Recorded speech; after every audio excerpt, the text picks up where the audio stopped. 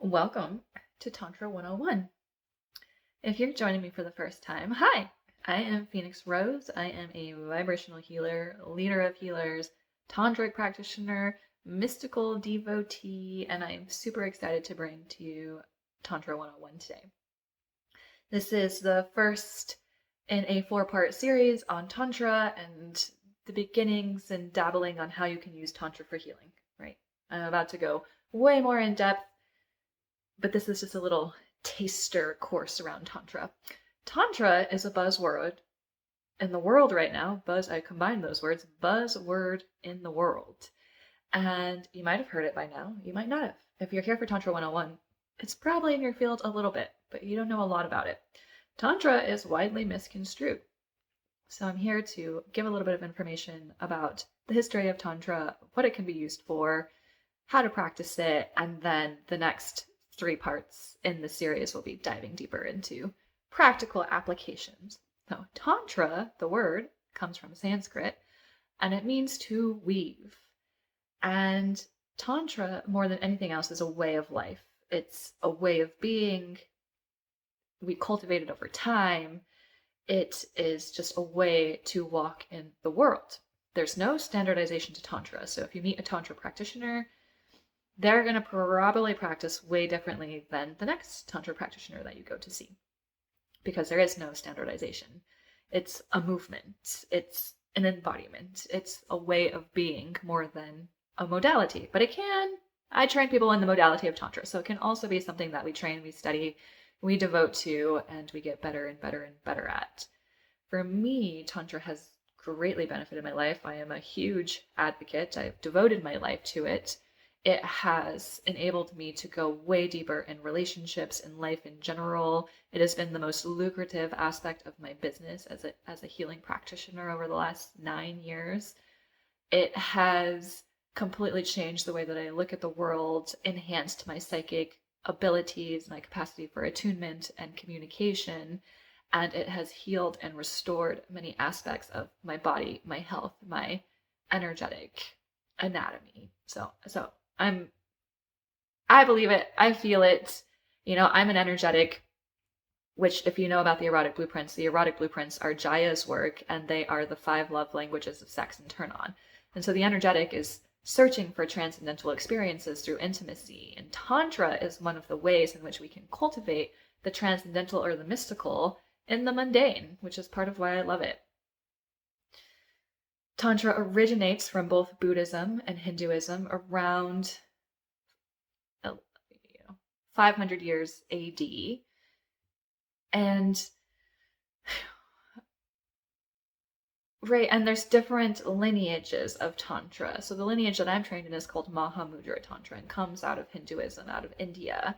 But there's many different sects and branches. Tantra is one of the 7 yogic traditions. So in the 7 yogic traditions, we have different paths, Tantra being one of those paths. Tantra can be a pleasure path, but it can also be a really inclusive and holding of the whole path. Some tantric paths might say that Tantra is the absence of duality, meaning we're all one. Everything is one. Everything is part. There's no duality. And at the same time, you can use Tantra to study polarity and power dynamics and different energetic structures in relationship. Alpha, omega, dom, sub, feminine, masculine, right? All of these things can be a part of Tantra. So polarity, non-duality, all of it can exist inside of Tantra. What led me to get into Tantra many moons ago is I was in a triad relationship. It was one of my favorite polyamorous relationships of all time.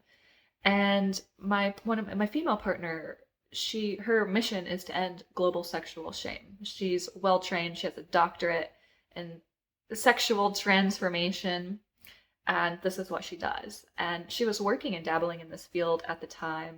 Sex work meets Tantra. We're going to talk about that too. And I was curious.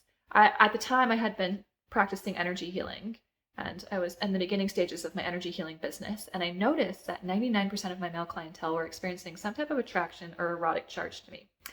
I didn't know what to do with at the time. Soon after that, in this relationship, we dove into a tantric week-long immersion experience, And I realized that Tantra was exactly what I had been practicing through my energy healing courses and training, except that it included the full body and the erotic energy.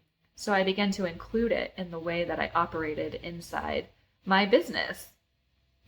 All right, and I want to talk about the different forms of Tantra inside Tantra. You might have heard some of these terms. So really popular in the Western world right now is a form of Tantra called Neo-Tantra.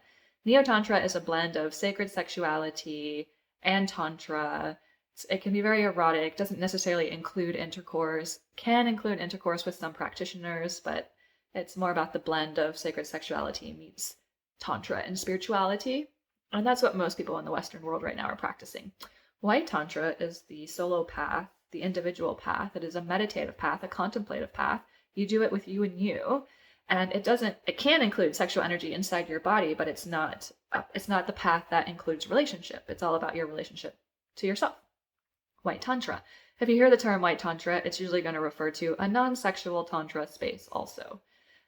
People in the Neo-Tantra world use White Tantra to say, we're not moving erotic energy in this workshop, this class. A Neo-Tantra can also be referred to as Pink Tantra, again, that blend of sensuality, sexuality, and the energetic spiritual aspect of Tantra. Then we have Red Tantra. Red Tantra means erotic. It means relationship. It means we're doing it together in partnership. It means that sexuality is likely to be a part in some form. Red Tantra. I teach a Red Tantra training. It's coming up in the beginning of May, and I love it. It's super sexy and sensual and deep and intimate. We go really deep, really fast, which I like. And I call it red because it is. It is this element of Tantra that is both spiritual, attuned, relational oriented, and includes the erotic. And then we have another form of Tantra, which is not talked about very often anymore, but it is called Black Tantra. Black Tantra was a form of Tantra that was practiced in ritual and group dynamic. It could be a sex ritual, orgy-esque experience. It could be a blood ritual or an animal sacrifice ritual. But it was more ritualistic over a group dynamic. And so that one's, more rare in its description these days. But these are the many ways in which you can practice Tantra and some of the terms you might hear over time to talk about Tantra. The neighbors in the construction.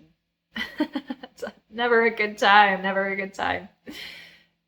So, right, Tantra for me has been very healing. I use Tantra for healing. I use Tantra to help people connect to their bodies, understand their energetic anatomy, foster deeper relationships and intimacy with their partners and their loved ones, even friends, family. I use Tantra as a path for understanding and going deeper into the vessel, as well as a vehicle for cultivating, again, the transcendental, the mystical, the awareness beyond just the physical dimension. So this is what I love to use it for. I've had many transcendental experiences. I actually get really surprised when I hear that people have had zero, because my life is very mystical, very transcendental, but it's also the path that I'm here to educate on and the purpose I've been running for multiple lifetimes. Tantra. So in this 4-part series, I am going to be diving deeper. The next part of the series is called Tantric Energy, and it is about the energetic anatomy we use in Tantra, how to use it, what to call it, where it's at in your system, in your energy body. So we're going to learn about that next time. We're going to be doing a Tantra for self-healing segment. So that's going to be that White Tantra self-application. How can you restore, revitalize your own energy body? And then we're going to be culminating in Tantra for relationships. I'll give you cute, simple tools that you can use to foster deeper intimacy with other. This is a mini training, a mini series leading into a bigger, sort of deeper dive into Tantra, many tiers that I have, depending on where you're at on the path. So this is just the intro to Tantra series, right? Your taste into it, your information around it, the basics of Tantra. And there's so many more places we can go from here. One of the things I've been noticing in my clients is a lot of them come in to see me and I ask them, why are you here? And they say, I'm here to learn Tantra. And then I say, okay, great. If I give you the spectrum of over here, do you want to relax and receive today? Or would you actually like to learn some tantric practices? Most of the time they say relax and receive, to which I respond, that's not necessarily learning Tantra. You can have a tantric experience. Somebody can give you tantric energy. They can move your energy around in your body, but I don't necessarily consider that practicing or learning Tantra. That's energy balancing. That's tantric bodywork. That's what most people want. Tantra to me is a process that you're engaged with, practices that you're cultivating, a way of life that you're operating within, a path that you're devoted to. It requires participation. It requires connection to the energy. It requires you to learn to feel yourself and other more fully. Tantra can be very, very subtle in how you sense it, or it can be very profound for people too. I've had very profound tantric experiences, and I've had the finest, most subtle tantra experience. So there's a whole range. Unfortunately, I get a lot of clients also who say, I went to this tantra provider, but I don't think she was practicing tantra, because it is such a fad, it is such a buzzword, there is no standardization. Every practitioner is going to practice it differently. Some people are just using the word thinking that they're doing tantra, but they're not educated. They haven't trained in any energetic or mystical path. I teach tantra because I want people to be more trauma aware, attachment aware, erotically aware, more relationally, have a higher capacity for relational attunement, to be more psychically profound and developed, all of these things. I think there's so many ways in which we can study and master a craft or a path, and I'm really focused on working with individuals at all levels, but really what excites me the most is working with healers that are here for healing, and they're devoted to learning, they're devoted to mastering their craft, and they will do that. They will step into it and do what it takes. Like me, people like me that are so excited to learn about the mystical and life beyond the physical and health and healing and restoration of our energy bodies. Tantra can cater to all of that. It can hold so much, so much. Yeah, so this is my Tantra 101 conversation. Oh, actually, I'm going to talk about mudras really quick. Mudras are hand symbols, hand placements that you move your body into to move energy in your system. It's an ancient tradition. They're used in Tantra a lot, meditation, yoga, things like that, but they can really circulate energy in your system for different reasons and purposes. So I'll show you two mudras. The first one, super simple, commonly used, is this hands touching over the heart. Their hands can be anywhere, but over the heart. This mudra cultivates balance between your masculine and feminine aspects of your body, balance in your body. It also cultivates compassion and caring. So this can be a very loving mudra energy to drop into, also to cultivate balance inside your vessel, right? Super simple. You can follow along and do the mudra with me. Feel it in your own system. This mudra is so soft for me. I also do this mudra when I'm wanting to tune into my central channel, which we'll talk about next week in energetic anatomy, because it helps just create that alignment with that center meridian. So I use it a lot in meditation to connect my heart, to drop into intention, and to feel that line of energy. Great. The next mudra I'm going to teach you is for the root chakra. It opens, balances, flows energy to the root. So you're going to take your hands, you're going to put your thumb to your fourth finger, right? And it's this mudra. And you're going to sit with the mudra, palms facing up on your knees, on your lap. And you just hold the position and allow the energy to do its thing. See if you can tune into those subtle movements. Notice what you notice. Can you feel the energy moving?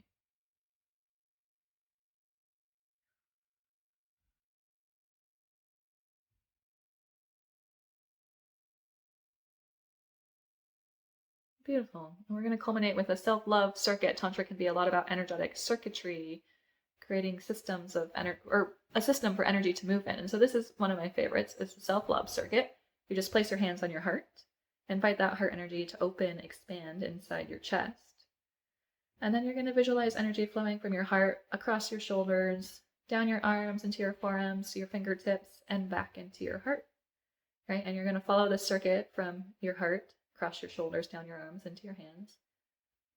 Feeling that energetic movement, right? As we open up a channel for energy to flow and feed back into ourselves. And this is how we will complete for today.